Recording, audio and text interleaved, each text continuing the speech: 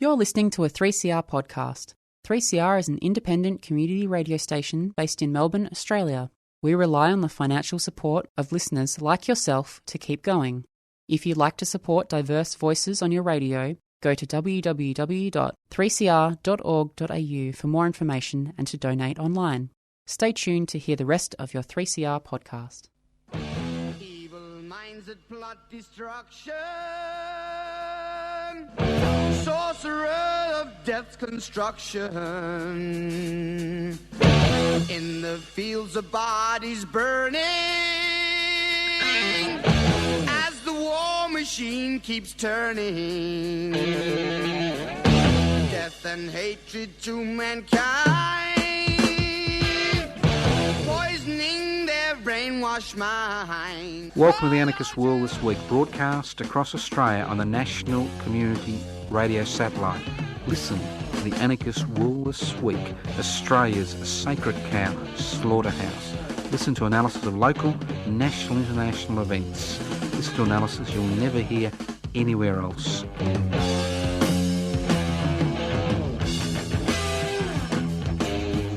Welcome to the Anarchist World This Week, broadcast across Australia by those wonderful, wonderful human beings and their assorted pets at the Community Radio Network. This program is streaming live on 3cr.org.au, and if your partner comes back and finds you in bed with somebody else, don't despair. The program is podcast. You can listen tonight, 3cr.org.au, or at any time. Yes, look, what we do try to do on the Anarchist World This Week, introduce a little bit of humour into a humourless world. Sometimes I feel as if I'm living in Puritan England or Taliban Afghanistan, the way things are going, but that's a different story. Now, you wonder what anarchy is all about? Anarchy is all about fun. That's right, fun. It's about creating a society without rulers. It's about taking personal responsibility. It's about sharing wealth. It's about being involved in decision-making processes. It's about being involved in the struggle to devolve power. That's share wealth and hold wealth in common, and share wealth in common, and share wealth. I said before, I should have said share power. But why? Why this fixation on wealth and power? Well, it's inequalities in wealth and power which create the institutional, social and cultural structures which allow leaders to get away with God knows what. And my apologies to those gods. I didn't mean to hold you in contempt, because obviously you've never hurt anybody. It's just human beings that hurt human beings. So let's stop dribbling and talk about a few interesting things. Now, I've got two pieces of paper in my hand. Yes, people do send me emails, and yes, I occasionally answer them. And yes, I occasionally get invitations, not often, because I'm considered to be a little bit feral and they don't know what's going to happen, especially people in authority when they invite me. Now, I've got a three-page private message on the Public Housing Everybody's Business page from a homeless woman in her mid-50s. It is a litany of pain. I'm not going to share it with you today. It's a litany of pain. And I spoke to her a few days ago, and I said to her, we can't help. And she said, don't worry. I've emailed 40 politicians and I've got 6 responses, and they've all told me they can't help. But I said, there is something we can do. And there is something you can do if you're listening to this program. After months, possibly 3 years of pushing and shoving, the Legal and Social Issues Committee of the Legislative Council of the Parliament of Victoria is conducting an inquiry into the state of homelessness in Victoria. Considering there are homeless people sleeping 50 bloody metres, and in some cases 25 metres, from Parliament House, it's appropriate they hold an inquiry into homelessness. And considering the homeless are society's canaries, telling us there is something not quite right with a society which puts the construction of roads before the provision of secure housing, as their kind of big legislative agenda, there's something wrong. And why didn't the House of Assembly conduct an inquiry? It's very simple. The Andrews-led Labor government, that great Labor government, made a decision that people prefer to see level crossings removed because they can see what's happening and public transport expanded before addressing the issue of homelessness. Not only did they decide that, they decided to privatise the public housing sector out of existence. And across this state, public housing is being turned over to private organisations to manage, with a view to transferring the titles to so-called community and affordable housing groups, which are just basically landlords and landladies. And when I spoke to this woman a few days ago, she said to me, look, there are all these empty public housing. She said, why can't I go there? And I said, well, it is the government's policy to sell off these empty public houses and not refill them with public housing tenants. And it's good to see that the Legislative Council finally thinking, especially the Liberal National Party, thinking they may have something over the Labor Party, not that their policies will be any different or any different. It was interesting before the state election before, the Liberal National Party's policy was to privatise public housing. It's nice to see the LP taking it up. And I found this struggle particularly difficult. I've been personally involved in this struggle since December 2016 as co-convener of Defend and Extend Public Housing and convener of Public Housing Everybody's Business. And I found it particularly difficult because the usual suspects are not there. The usual community groups, the usual groups which provide assistance to people in need are not there because they're lining up with their hands out to get the contracts to run the public housing sector. They're there with their hands out saying, please, please give me more. So this submission, it's taking written submissions, and I understand the committee will be roving around Victoria in the next few months.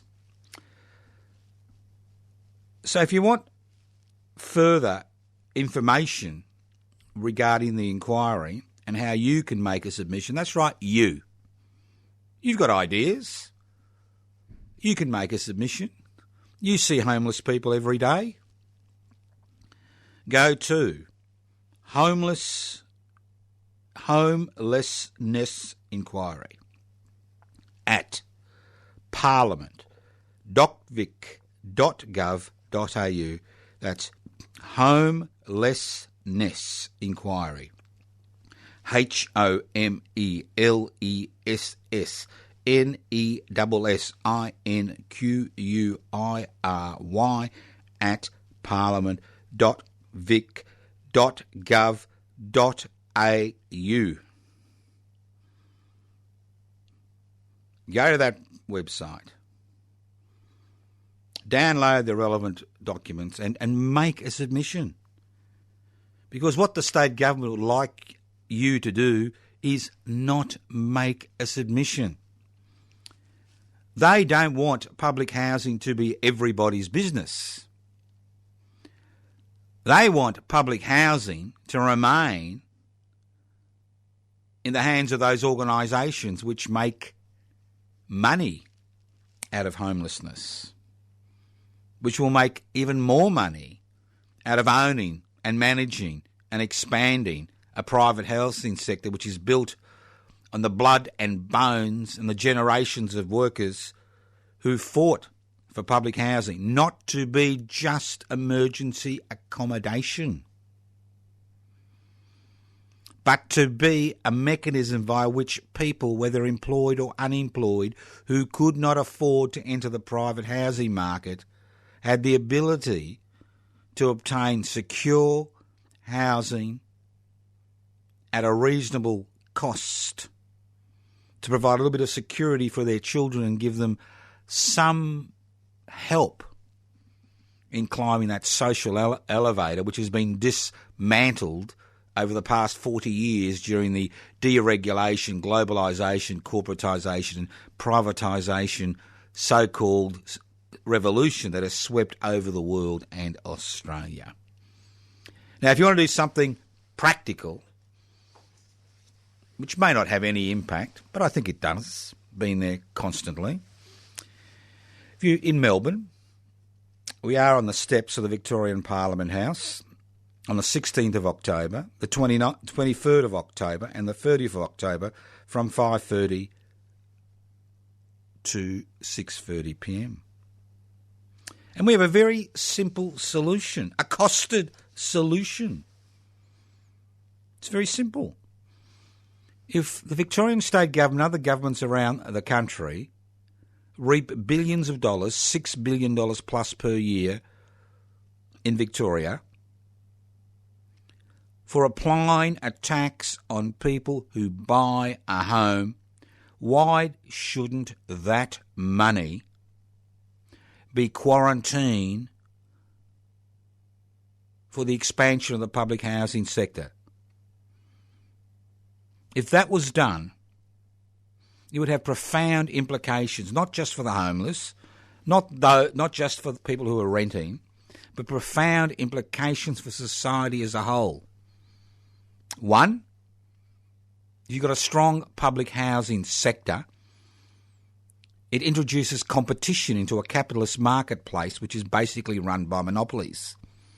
And if you've got real competition between the state and the private sector, rents will drop. As rents drop, as more and more people enter into the public housing sector, housing prices at the lower end of the market will fall, and this will allow people who could not access, who don't have the ability to buy a house in the current situation to actually, put a deposit on a house and get a loan for a house. At the same time, the amount of social dislocation and personal harm that's occurring in this society as a direct result of people's inability to acquire housing would decrease. Crime would decrease, especially violent crime. And most importantly of all, if you limit rents to 25% of income for people in public housing, what that does, it releases potentially hundreds of millions, if not billions of dollars into the economy and improves the economic situation. Today, when Mr Morrison and his cohorts introduced these pathetic tax cuts, $10 a week on average, none for low-income earners, and much more for high-income earners in the future, people didn't spend because they're spending 30, 40, 50% of their income in keeping a roof over their head, whether it's rent or whether it's a mortgage. Only 1/3 of Australians live in their own home, which is fully paid for, and most of them are elderly people. It takes a lifetime to buy a home in Australia, and an increasing number, over 40%, will never have that opportunity in the current climate. So public housing is everybody's business. Homelessness is the canary. It's the canary we see. It's that bright little bundle, that grey bundle under that tattered doona or that tattered coat lying on a street or in a park, spending every waking hour trying to take care of their basic needs. People like this 50-plus woman who wrote to me, who I've spoken to, who spent 2 years trying to find accommodation, living in and out of a car when she's lucky. Somebody has paid their taxes. Somebody has fallen on hard times. And this is a story over and over again. Don't let them tell you that homelessness is just a mental health issue or a substance abuse issue. It may be in some cases, but in a significant number of cases, especially new cases of homelessness that we are seeing, it's about family dislocation. It's about poverty. It's about people falling down on their luck. It's about not having adequate social security nets. It's about governments like the Morrison government going out of their way to make life miserable and hard and unpleasant for people who can't get a job. And they keep telling you, get a job, get a job, get a job. Well, if you're an unskilled worker, there's one job for every 5 unskilled workers currently looking for jobs because of the changing nature of the economy. And the list goes on and on and on.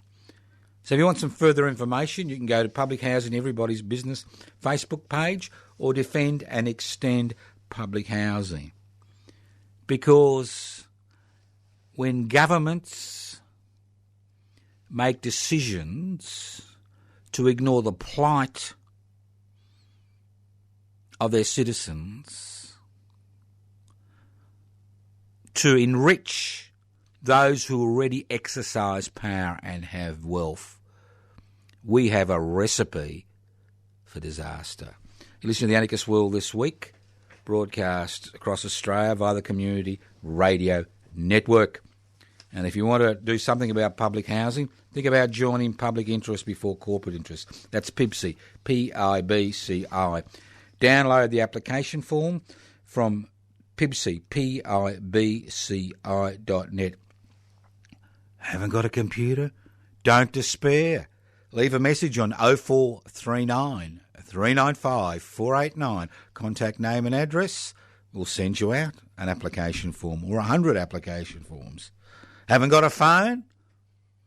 Found a stamp? Put it in an envelope. Write to us at Post Office Box 20, Parkville 3052. That's 3052. And public housing is instrumental. The public interest before corporate interests campaigns we've been launching. And public housing, everybody's business, is a public interest before corporate interest initiative. And Defend and Extend Public Housing is also a public interest before corporate interest initiative. Let's move on. Oh, yeah. Just to give you an example, if the $6 billion that was earmarked, that comes in stamp duty from, buying and selling houses every year in Victoria, was earmarked for public housing, you could eradicate homelessness in a month. You could eradicate the public housing waiting lists in a year. And you could house 1 million Victorians, approximately about 15% of the population, in a decade. And you don't have to do it by building massive blocks. You can do it through spot purchasing, because as prices drop, as the public housing sector increases, you buy properties across the state. Regional properties, city properties, and the list goes on and on. You listen to The Anarchist World This Week, broadcast across Australia via the Community Radio Network. My name is Joseph Toscano. I'm hosting today's program. Sometimes you have to laugh when you're crying. Now, I've been a medical practitioner for over 40 years, and I'm still working as a medical practitioner, in a part-time basis now that I'm over 65. And people have known about fetal alcohol syndrome for a very long time.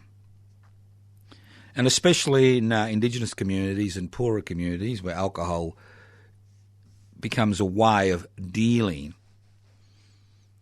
with the situation you find yourself in, the consequences of fetal alcohol syndrome are devastating for communities. Because children are born with a whole host of disabilities which are lifelong, which cannot be treated in the majority of cases because of developmental brain damage for a lifetime, which can cause huge social dislocation and crime in communities. So fecal alcohol syndrome is a major issue. It's as important as lung cancer and smoking. Now, the alcohol lobby, you really have to laugh or cry or do both at the same time, is resisting tooth and nail the federal government's attempts to address, not deal, but address with the issue of alcohol and fetal damage in the wound. And they want to put some little labels on a wine bottle and a beer bottle, like you see on cigarette packets, which may or may not have an effect, which says, alcohol, harmful to unborn babies. Harmful to unborn babies, alcohol. We all know that. We all know that. Alcohol, harmful to unborn babies. So what is the alcohol lobby group, their industry group doing? Fighting tooth and nail to ensure that little warning hidden away on the packaging, on a wine bottle or a beer bottle or a cask or a flagon is not there. This highlights the nature of capitalism. Capitalism is about creating profits for your major shareholders, for the owners of particular, sections, irrespective of the human, social, environmental and national costs. And in this case, it's about human costs. The profitability of the alcohol industry comes before the health of unborn babies. Welcome to Australia 2019. Bang, bang. Put up the bloody label. Why interact with these mugs? Why interact with them? Why humour them? Oh, maybe they do donate some money to political parties. Maybe they got lobbyists wandering around Canberra giving away 3 bottles of expensive Grange. Who knows? Who knows? But if we can't even deal with this as a society, if our parliament, our political representatives can't even deal with this minuscule bump on the road to health, how can they run the country? How can they run the country? And talking about boring little people, yes, they are boring little people. The unfortunate thing is you elect them.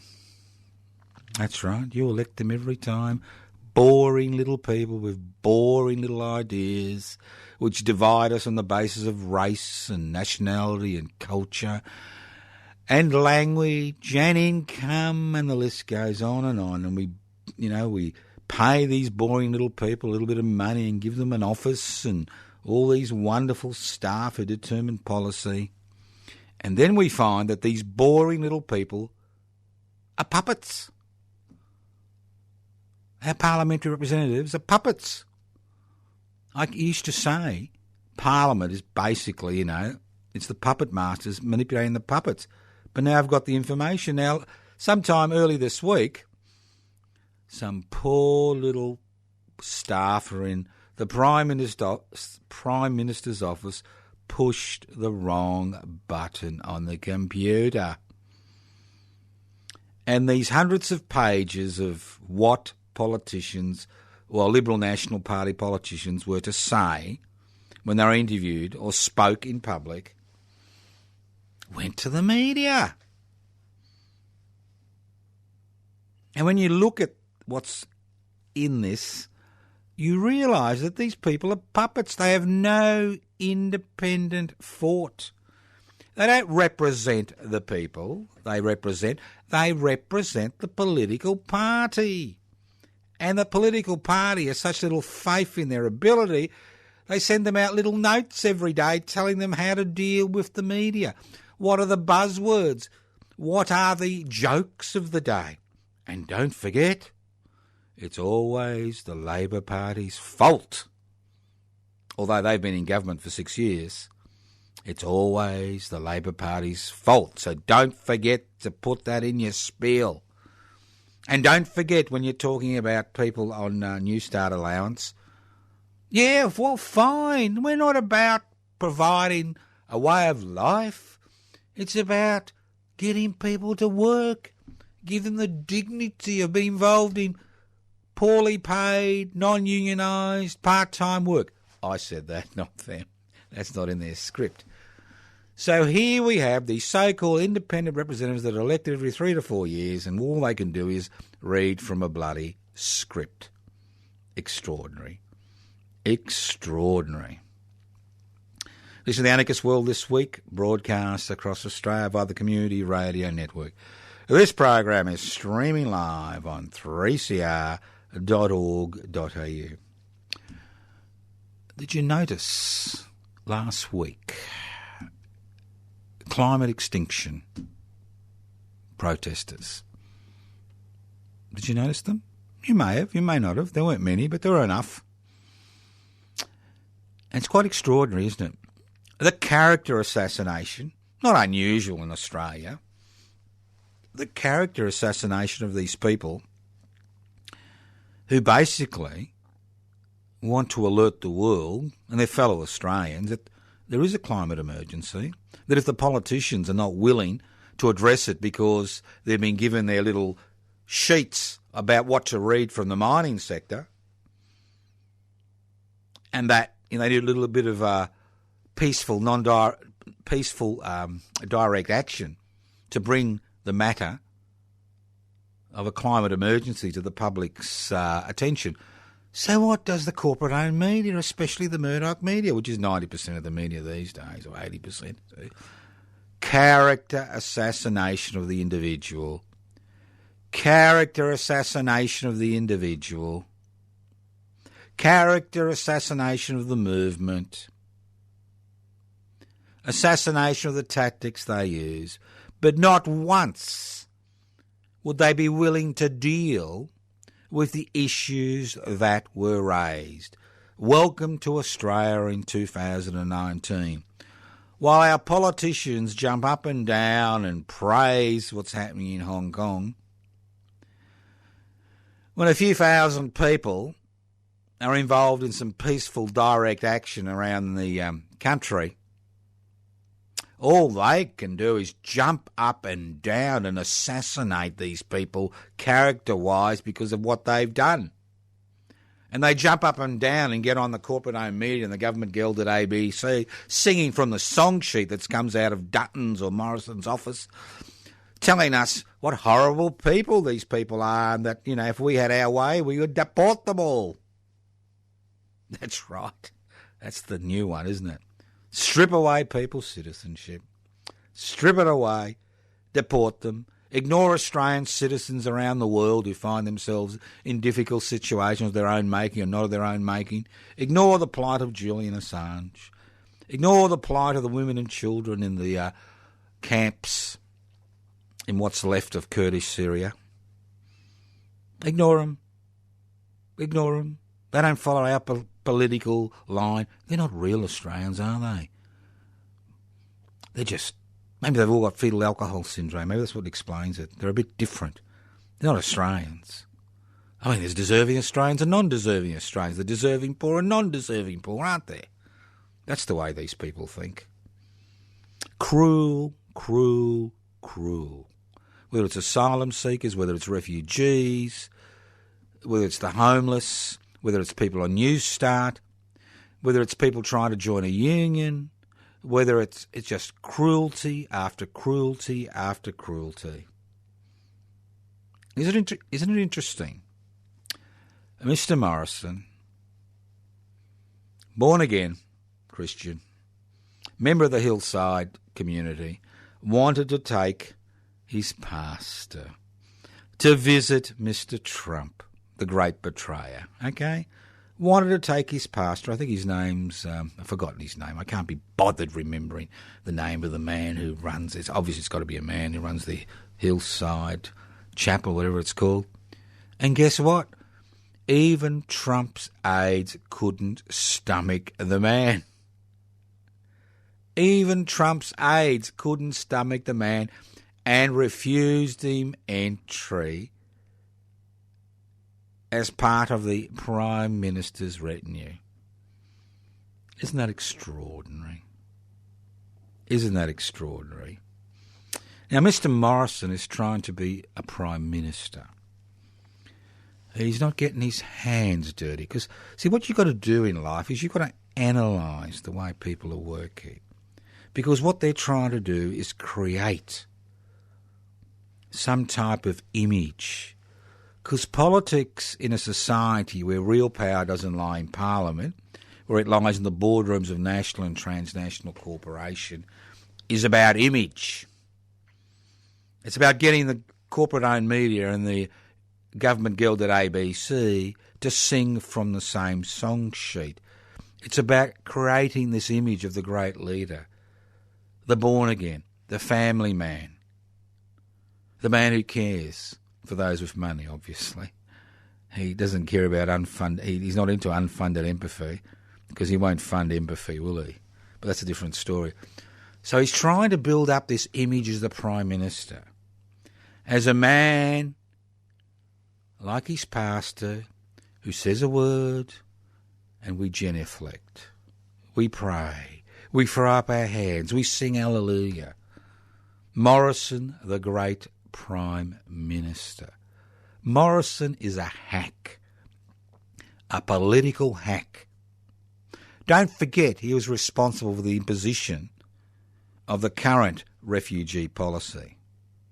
Don't forget he was the man who brought coal into the House of Representatives because he doesn't believe in climate change.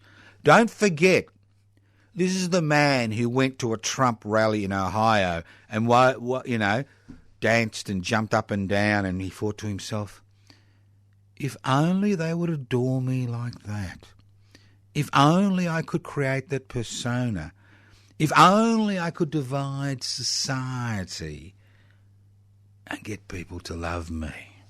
If only, if only, if only, if only. And when it comes to policy, nothing. Nothing. Water. Water trading. Privatise water. Look what's happening to the rivers across the country as you privatise water, as you create a market for a fundamental, essential commodity which is necessary for the existence of all life, plants, animals, human beings, insects, bacteria. Water, water, water. You privatise the market. 20% of trades which occur on this so-called water market are carried out by people who've got no land. So people buy water to manipulate the market, artificially raise its price in order to make a buck, while the farmer suffers. Even a man of Mr. Alan Jones's credentials put Mr. Morrison, the born-again, through the ringer recently in the last few days, because all this money which is supposed to be going to drought-ravaged Australia isn't real. It's not real. Nothing is happening. And wanting to rid themselves of farmers who find themselves in difficult situations, that's small farms, and get them absorbed by their mates in these mega agri-businesses, and that's what they are, agri-businesses. Even the pitiful allowance which goes to drought-ridden farmers has been removed. That's right, removed.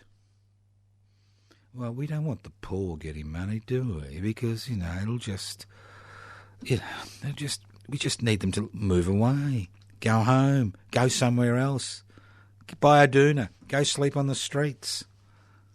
This is the mentality. These people have no policies. They have no policies regarding how to deal with climate change. They have no policies about how to deal with housing insecurity. They have no policies in how to deal long-term with drought and natural disasters. They have no policies regarding education, except giving more money to the private sector. Because the federal government gives more money to the private sector than it does to the state sector across the country, as far as education is concerned. And the list goes on and on and on and on. And there they sit, these boring little people, reading from their hymn sheets, which have been sent out from the Prime Minister's office, telling them what to say, jumping up and down about nothing in particular. And not one has the guts to cross the floor and bring this evil, callous government down in Parliament. Because the majority is only 2 in the House of Representatives. It's not very much. Maybe 3 if you add Mr Catter. You have 2 people defect and go on the crossbenches, you've got a real Parliament. As Senator Jackie Lambie from Tasmania is beginning to realise that she can put pressure, but unfortunately the price you've got to pay is very high. You got to sleep with the Morrison camp. A very high price in anybody's world. So here we have these boring little people, boring little puppets, reading out from Morrison's hymn sheet, which most likely has gone to his pastor for approval before it's gone out. Betrayal. Betrayal. Nice word, isn't it? Betrayal. We've all been betrayed in one way or another. Sometimes you're betrayed by your family. Sometimes you're betrayed by your friends. Sometimes you're betrayed by your workmates if you're working, and the list goes on and on. You can be betrayed by your best friend. You're all betrayed in one way or another. But normally these personal betrayals may, give us a heavy heart, empty our pockets, but in the majority of cases it doesn't kill us. Now, the President of the United States of America, Mr Trump, doesn't understand, and he would never understand what it is to stand by somebody. He would never understand that. Because in his business career, it's been a career of betrayal. Not paying your tax, betraying the nation. Not paying the people who've done work for you, betraying your workforce, and the list goes on and on. Betrayal is his mantra. Betrayal is what got him where he is.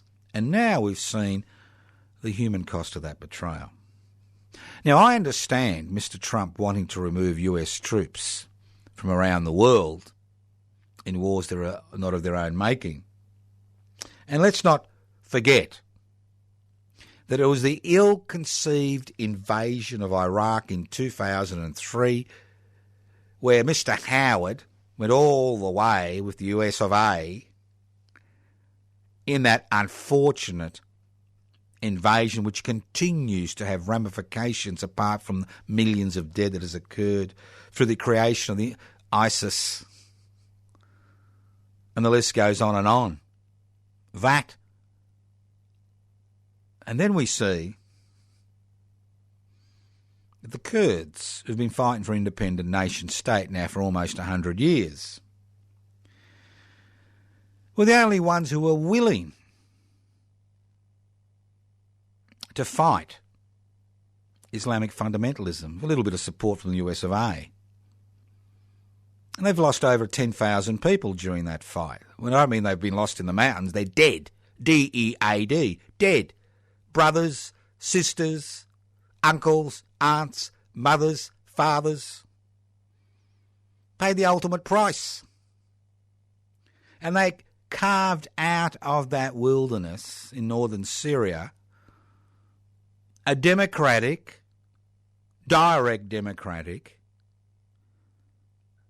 non-religious, secular state based on the rule of law.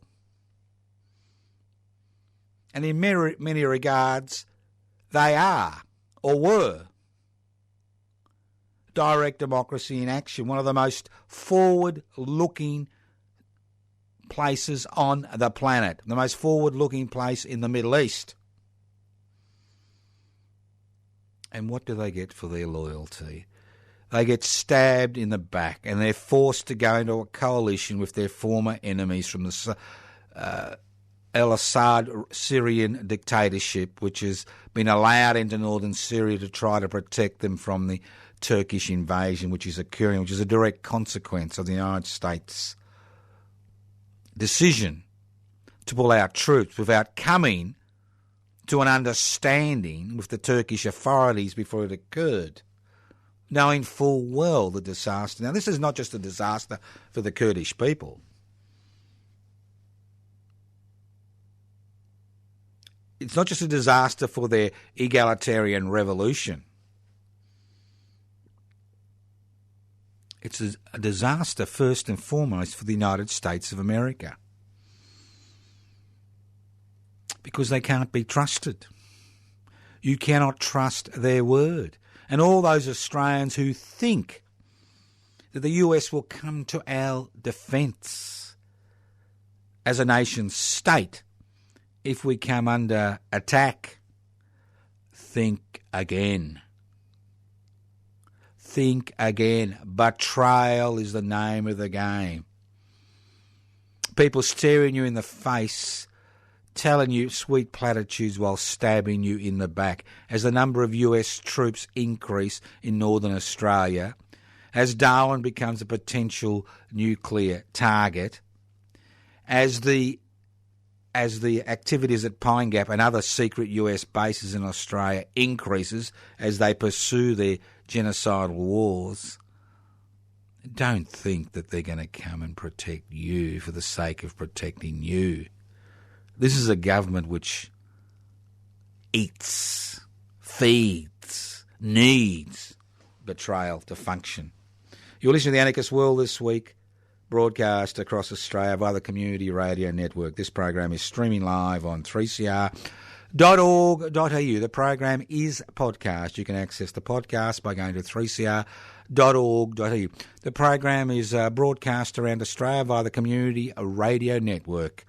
It goes around the world via the World Wide Web, 3cr.org.au. If you can leave messages on 0439 395 489, 0439 395 489. You can write to us at Post Office Box 20, Parkville 3052. You can email us at anarchistage@yahoo.com, anarchistage@yahoo.com. Facebook pages, Defend and Extend Public Housing. Public housing, everybody's business. Toscano for the Public. Joseph Toscano. Peter Norman Commemoration Committee. Websites, anarchistmedia.org, anarchistmedia.org. Another website, Public Interest Before Corporate Interest, PIBCI, PIBCI.net. YouTube channel, Public Interest Before Corporate Interest. Twitter stream, PIBCI_AU. Not that we've used that often. So, lots of ways you can get involved. And talking about getting involved, I just want to talk about a few upcoming events. On the 10th of November, a few of us, and you're invited obviously, will be making the annual pilgrimage to the Murchison Cemetery that's in regional Victoria, on the first Sunday, the Sunday closest to the 11th of November, which is Armistice Day. Now, in Murchison is an Italian war graves or mausoleum or ossuary. And during World War II, over 220 Italian internees and prisoners of war whose bodies were buried around the country were repatriated to this little cemetery in Murchison in the 50s. Money was raised by the local Italian community. And under the same roof we have men and women, prisoners and internees, radicals and fascists, dead, equal, in their little coffins with their names on the coffin. And one of those names is Francesco Fantin. Francesco Fantin. Fantin. Go to the website, Francesco Fantin. You'll learn all about him. Francesco Fantin was an Italian anarchist who came here as a refugee after Mussolini took over Italy in the early 1920s. And he was an activist who campaigned against the Mussolini government, alerting the Australian trade union movement of the fact about the threat of fascism. And in 1942 he was arrested because he was Italian, although he had fought for 20 years against fascists in Australia, sometimes in physical encounters, for 20 years. And what did the Australian authorities do? They interned him with 350 Italian fascist prisoners of war and Italian fascists who'd been interned. So what do you think happened to poor old Francesco Fantin? He was murdered. While bending over, and talk about betrayal, while bending over to get a bit of water from a tap, he was bashed to death with a 4B2 by a man double his size. He was buried in a little grave outside Camp Lovedale in South Australia, where the internees were. And a number of years later, his bones were disinterred and taken to the mausoleum, or ossuary, at Murchison. And he lay there forgotten for decades, until we discovered about 6 years ago that he was buried in that little mausoleum with 220 other. Francesco Fantin, atheist, anarchist, anti-militarist, anti-fascist, forgotten, buried, forgotten. Once a year the mausoleum is open. There is a ceremony which is conducted by the Italian consul and embassy at Murchison, because Murchison is a recognised Italian war grave, the cemetery there. And once a year we go, we listen respectfully, we arrive about 10 a.m, listen respectfully, listen to their Catholic Mass, and when they're finished, we have our own little ceremony and pay homage to Francesco Fantin. We remember what he stood for, and I invite you, we invite you, to come and join us at 10 a.m. at the Murchison Cemetery to pay your respects to Francesco Fantin. When the ceremonies are over, we'll adjourn to the riverbank and have a picnic lunch. Bring food and wine. Francesco would have appreciated. Bring food and wine and beer, whatever you like, and water. Come along, join us, even if you do it once in your life. Pay your respects to a man who paid the ultimate price for resisting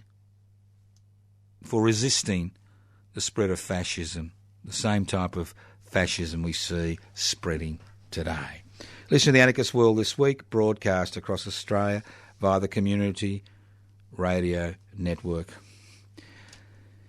Look, it's very easy, isn't it? It's very easy to blame, the corporate sector, the government guild at ABC, the politicians, the parliamentarians, that small section of society that owns the means of production, distribution, exchange and communications, the 8% of Australians who are part of the investment class. All those are discredited religious leaders, discredited political leaders, discredited corporate leaders. It's easy. But what we need to remember, ultimately, it's us. We create the type of society we wish to live in. That's right, it's us. And every day we take small steps and make moral compromises which eventually lead to the gas chambers. Because one day it's not all hunky-dory and the next day you've got the gas chambers. It doesn't work like that. One day it's not hunky-dory and the next day you've got people being thrown out of planes and helicopters into the sea, activists. It's not like that. One day it's not all hunky-dory and then the next day there's a knock on the door and your loved one or you disappear for eternity, buried in some unmarked grave or liquefied Saudi Arabian style. We allow it to occur. We stay back. We allow it to occur. We make small steps. We become morally compromised. Those steps become strides, and that stride becomes a marathon. And I'd like to thank all those people who took part in the Peter Norman commemoration last week, not because he was an athlete. This country's produced many athletes. I could list them off ad nauseam. But because he took a stand. And I encourage you to not make those moral compromises, not take those small steps towards authoritarianism and compromise. Because when we do it en masse, that's what creates a fascist community. And we are seeing these steps turn into strides in the last few years as Parliament passes more and more legislation which strips us of fundamental human rights. Now, the Peter Norman statue has been erected outside Gate 1 of the Lakeside Oval in South Melbourne, in Albert Park. If you've got some time, go down there. Give the Black Power salute. Take a picture. Join the hashtag I Will Stand For You movement. Hashtag I Will Stand With You. It's people like you who don't take those small steps towards compromise, who fight for the creation of egalitarian community, which respect human beings for what they are. It's people like you which make a difference, and it's people like us which will ensure that this society never becomes the type of society we have seen created in the past, where those in authority, act out their wet dreams on a daily basis. You listen to The Anarchist World this week? Hashtag I Will Stand With You. Go down to the Peter Norman statue if you're in Melbourne.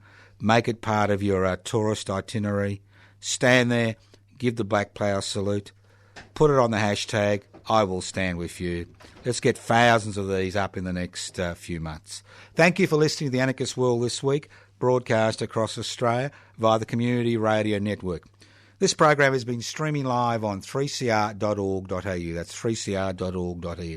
The program is podcast. You can access the podcast by going to 3cr.org.au. Now get ready. Here we go. Anarchistmedia.org.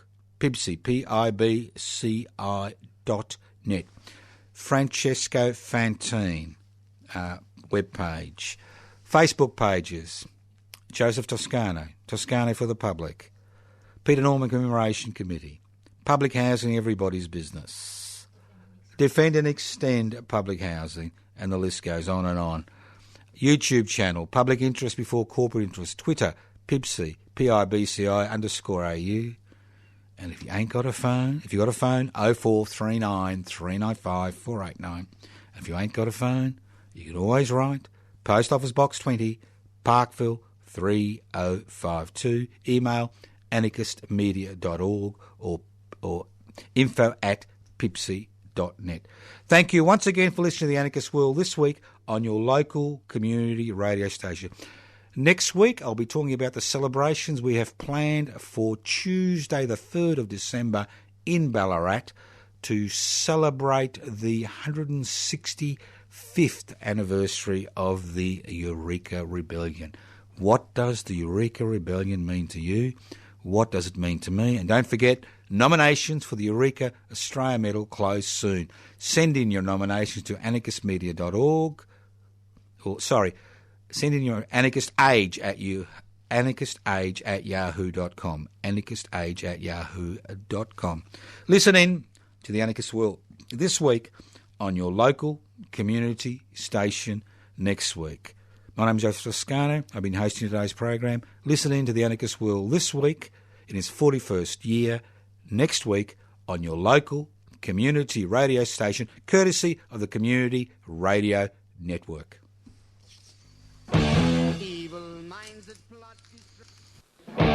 Evil minds that plot destruction, sorcerer of death's construction. An analysis you'll never hear anywhere else. Anarchist World this week. Australia's Sacred Cow Slaughterhouse. 10 a.m. every Wednesday. Listen to the Anarchist World this week for an up-to-date analysis of local, national and international events. Poisoning their brainwashed minds. Oh, Lord, yeah.